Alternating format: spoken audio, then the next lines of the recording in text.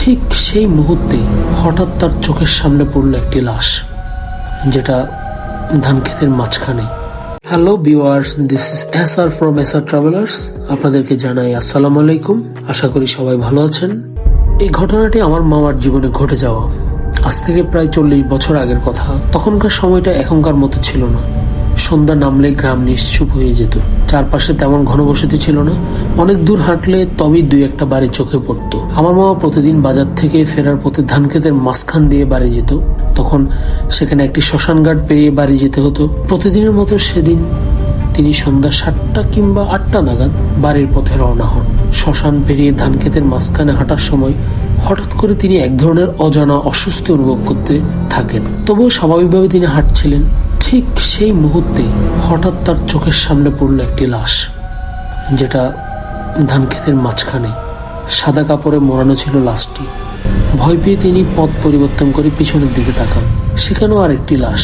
পাশে গিয়ে যান, সেখানেও আরেকটি লাশ। চারিদিক থেকে যেন তাকে ঘিরে ফেলেছে। উনি কি করবেন বুঝে উঠতে পারছিলেন না।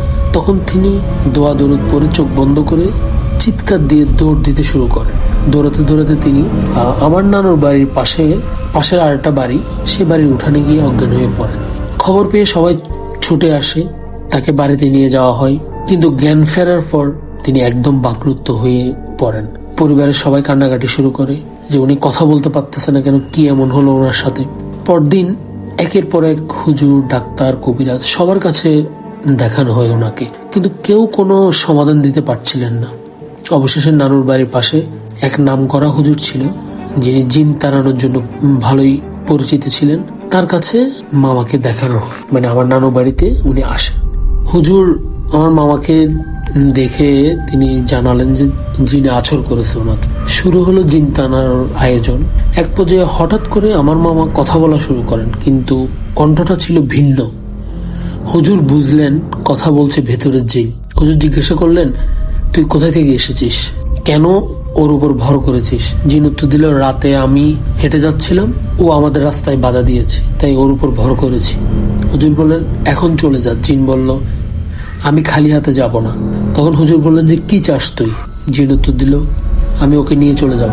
হুজুর কঠোরভাবে বললেন যে, না, ওকে নিয়ে যেতে পারবি না তুই। জিন আবার বলল, তাহলে আমি পুকুরের উপর দিয়ে যাব। হুজুর তখন বলল, না, তুই রাস্তা ধরেই যাবি এবং এই ঝাড়ু নিয়ে যাবি। হুজুর একটি ঝাড়ু আমার মামার সামনে রাখলেন। ঠিক সেই মুহূর্তে আমার নানুদের ঘরের চালে হঠাৎ করে বিকট শব্দ হয়, মানে কিছু একটা পড়ছে বা মানে প্রচন্ড বাতাস বয়ে যাচ্ছে, ঠিক এই ধরনের একটা অবস্থা। মামা তখন মুখে ঝাড়ুটি নিয়ে কয়েক কদমে গিয়ে আবার অজ্ঞান হয়ে পড়ে।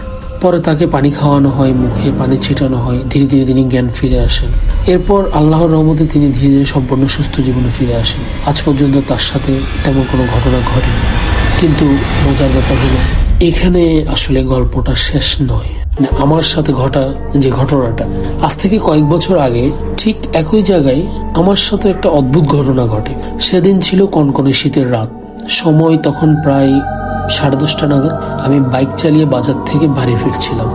হালকা হালকা বৃষ্টি হচ্ছিল, চারপাশে শুনশান নীরবতা, দুই পাশে বিশাল ধান ক্ষেত। হঠাৎ বাইক চালাতে চালাতে আমার চোখ পড়ে বাম পাশের ক্ষেতের মাঝখানে। আমি হঠাৎ করে নোটিস করলাম ওখানে আগুন জ্বলছে ধাও ধাও করে। আমি তাৎক্ষণিক গাড়িটা ব্রেক করলাম। বৃষ্টির মাঝে ধাও ধাও করে আগুন জ্বলছে। আমি কনফিউজড হয়ে গেলাম বিষয়টা নিয়ে। চারিদিক তাকিয়ে দেখলাম যে কেউ নেই। কোনো কিছু না ভেবে আমি দ্রুত গাড়ির গতি বাড়িয়ে বাড়ি চলে আসি। আমি আজও আমার মনে এই প্রশ্নটা জাগছে, বৃষ্টির মাঝে মাঠের মাঝখানে কে আগুন জ্বালাবে, আর সে আগুন কিভাবে এমন ভাবে ধাও ধাও করে জ্বলছিল। এটা আসলেই আনএক্সপেক্টেড। আজকের মতো এখানেই। কষ্ট করে পুরো ঘটনাটি শোনার জন্য আপনাদেরকে অসংখ্য ধন্যবাদ। খোদা হাফেজ। আবার দেখা হবে নতুন কোনো সত্য ঘটনা নিয়ে। আপনারা যদি আপনাদের জীবনে ঘটে যাওয়া এরকম কোনো ঘটনা থাকে তাহলে আপনারা আমাকে পাঠাতে পারেন। ধন্যবাদ সকলকে। আসসালামু আলাইকুম।